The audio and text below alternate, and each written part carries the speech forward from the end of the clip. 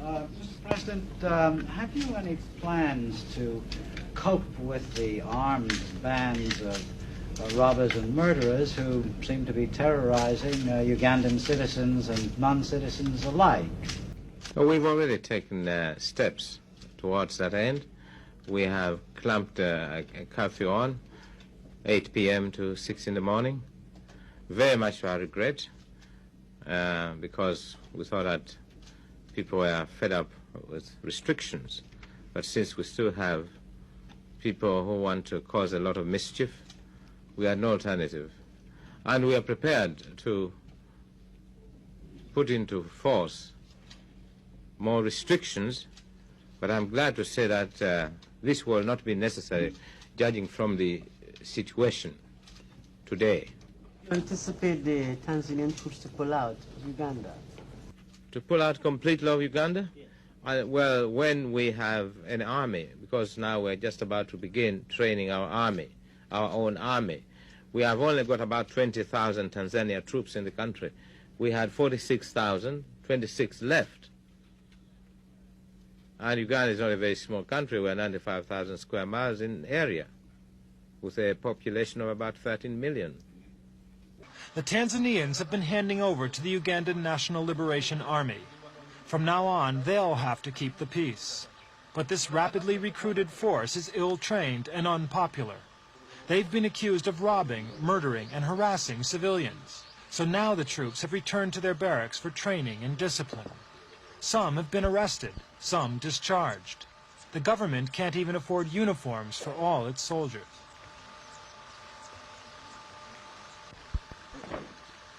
We asked President Obote, is the army itself a source of insecurity? All sorts of people say all sorts of things. Right from the beginning, they started saying that Uganda army was no good, when in fact Uganda had no army. So I'm not responsible for what they say. Do you yourself worry about the behavior of soldiers here? I'm saying I'm not responsible for what other people say. They can go and imagine things in their own minds. They know fully well that a war has taken place in this country. They know fully well that for nearly 9 years, this country was ruled by nothing but guns and gangsters. And these guns are around in the countryside. They know that the military uniform has been in the hands of all kinds of people, criminals and otherwise. And these people are using these weapons and these uniforms.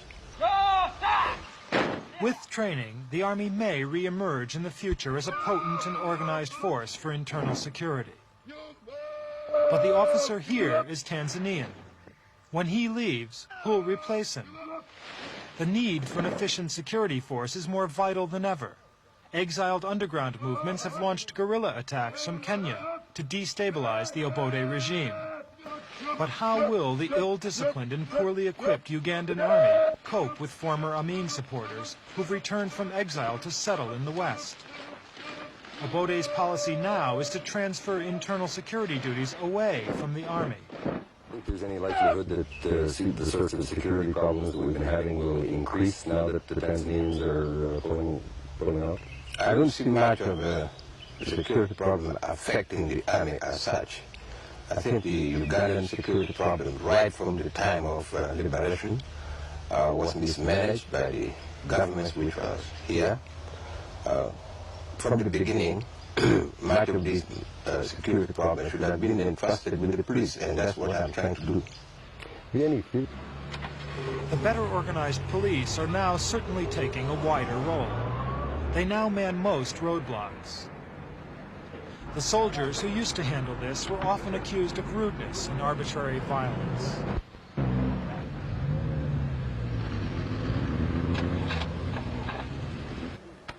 As the Tanzanians embark then, the country they're leaving behind faces severe challenges in the months to come. If the problems, the shaky security, the stumbling economy, were to overcome the present government, no one knows who'd replace Obote. The official opposition is thought to be too moderate to launch a coup against the regime in difficulty. Former President Amin is himself taking it easy at a luxury hotel in Saudi Arabia. The guerrilla groups have yet to prove they can command widespread popular support.